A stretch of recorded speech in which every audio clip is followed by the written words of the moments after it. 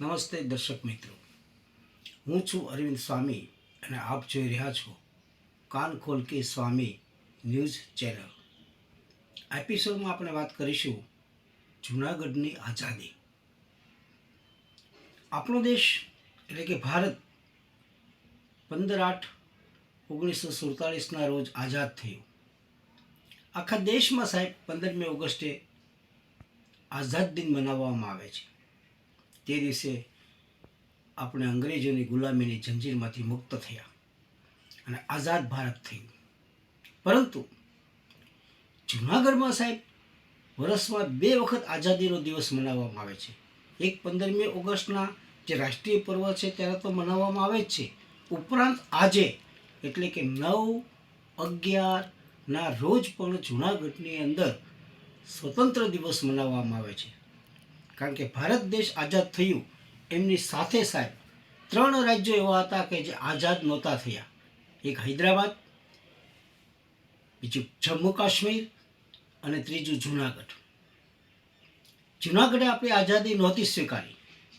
જૂનાગઢના જે રાજા હતા નવાબ, એ મુસ્લિમ હતા અને નવાબને પાકિસ્તાનમાં ભળવું હતું, એને પાકિસ્તાનમાં જવું હતું. અને જ્યારે આઝાદ થયું ત્યારે અંગ્રેજો એક એવો કરાર કરતા ગયા હતા જે બંને દેશને માન્ય હોય, ભારત અને પાકિસ્તાન બંનેને. આઝાદ થયા પછી આપણે પેલા અખંડ ભારતમાંથી જુદા પડી ગયા. ભારત અને પાકિસ્તાનના 2 ભાગલા થયા અને ભારત પાકિસ્તાનના 1948માં જ્યારે ભાગલા થયા ત્યારે એવું નક્કી કરવામાં આવ્યું હતું કે રાજાઓ જે છે દેશમાં, એ રાજાઓ એની ઈચ્છા પડે ત્યાં એ રહી શકશે. ભારતમાં પણ રહી શકશે અને પાકિસ્તાનમાં પણ રહી શકશે. ભાગલા પડ્યા ત્યારે જૂનાગઢના નવાબે એવું નક્કી કર્યું કે અમારે પાકિસ્તાનમાં રહેવું છે, પાકિસ્તાનમાં ભળવું છે.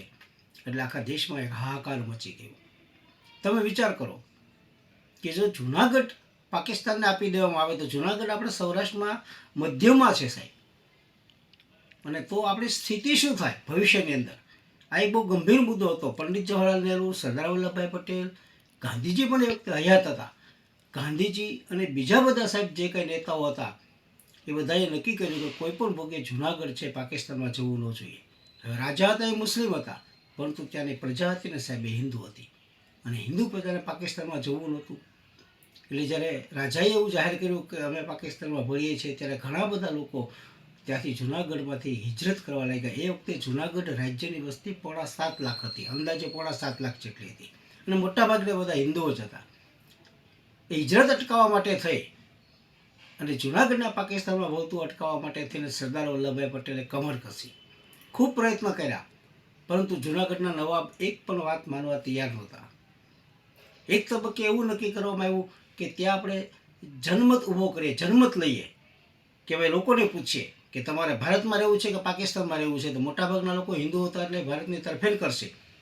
પરંતુ વીપી મેનન જે આપણા ગૃહ સચિવ હતા, વીપી મેનને સરદાર વલ્લભભાઈ પટેલે એવું કહ્યું કે આવી જનગણના કરાય નહીં, એટલા માટે કે હજી કાશ્મીરનો પ્રશ્ન ઊભો જ છે. કાશ્મીરમાં રાજા હિન્દુ છે પણ પ્રજા પાછી મુસ્લિમ છે બધી, એટલે ત્યાં પછી પાકિસ્તાન એમ કહેશે કે તો પછી કાશ્મીરમાં પણ તમે જનમત લો, એટલે એવું ન કરાય. પણ વીપી મેનન પછી ઉછરંગરાય ઢેબરને મળ્યા. આ ઢેબરભાઈ છે એ આપણા સૌરાષ્ટ્રની વખતે કાઠિયાવાડના મુલક તરીકે ઓળખાતું હતું, એટલે કાઠિયાવાડના નેતાઓ ઘણા બધા હતા. એમાં એ ઢેબરભાઈને મળ્યા. ઢેબરભાઈને એને એમ કહ્યું કે તમે આરજી હુકુમતની એક સ્થાપના કરો, ત્યાં મિલિટરી ન મોકલી શકાય જૂનાગઢની અંદર, કારણ કે લોર્ડ માઉન્ટ બેટનને ના પાડી હતી કે મિલિટરીનો તમે ઉપયોગ નહીં કરી શકો, પરંતુ તમે ત્યાં એવું એક આરજી હુકુમત નામની એક એવું ફોજ ઊભી કરી દીધી સાહેબ, અને એને જૂનાગઢના ફરતે આખો ઘેરો ઘાલી દીધો. અને 19/9/1947ના રોજ ત્યાં જૂનાગઢની અંદર વીપી મેનન ગયા અને નવાબને મળ્યા, પણ નવાબને મળી શક્યા નહીં. એના જે દિવાન હતા ભૂટો કરીને, એ ભૂટો એમને ન મળવા દીધા. એટલે મેનનને આખો ખ્યાલ આવી ગયો કે આ બધું પાકિસ્તાન પ્રેરિત છે. અને પછી મેનનને એ પણ જાણવા મળ્યું કે પાકિસ્તાને એટલે કે ઝીણાએ 8 કરોડ રૂપિયા છે એ આ જૂનાગઢના નવાબને આપ્યા હતા કે ત્યાં બધી વ્યવસ્થાઓ કરવા માટે આ છે તે છે. પરંતુ સરદાર વલ્લભભાઈ પટેલ જેનું નામ, એને તો કોઈ પણ ભોગે જૂનાગઢને ભળતું અટકાવવું હતું, એટલા માટે થઈને આરજી હુકુમત એટલે કે સેના એવી ઊભી કરી અને એને જૂનાગઢની આજુબાજુ ઘેરો ઘાલી દીધો. અને પછી મિલિટરીને પણ ત્યાં એને બોલાવી લીધી સાહેબ.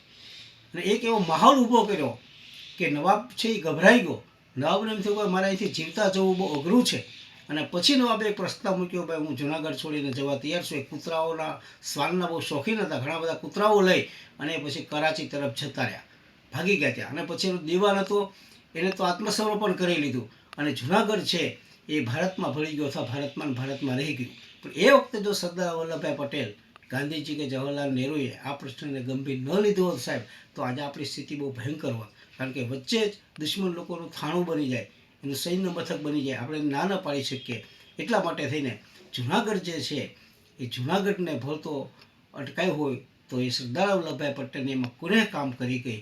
અને 9મી નવેમ્બર એટલે કે 9/11/1947 રોજ આપણને આઝાદી મળી, એના કરતાં એ થોડુંક 70 દિવસ જેટલું મોડું જુનાગઢ આઝાદ થયું. એટલે જુનાગઢમાં આજના દિવસે આજે બહુ સરસ રીતે બાહુદ્દીન કોલેજની અંદર આ આઝાદ દિન છે એ ત્યાં ઉજવવામાં આવ્યો છે.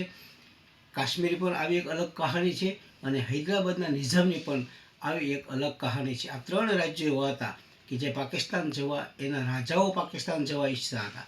એમાં કાશ્મીરના રાજા નહોતા ઈચ્છતા, પરંતુ કાશ્મીરની પ્રજા ઈચ્છતી હતી, કારણ કે બધા મુસ્લિમો હતા. હૈદરાબાદનું પણ એવું જ હતું, પરંતુ આ 3 રાજ્યોને કુનેહપૂર્વક જરૂર પડે તો લાલ આંખ બતાવીને પણ સાહેબ ભારતની અંદર ભેળવવાનું સરદાર વલ્લભભાઈ પટેલે એક અદ્વિતીય અને અદ્ભુત કામ કર્યું છે. માટે આપણે આજે સરદારને પણ સલામ કરીએ છીએ.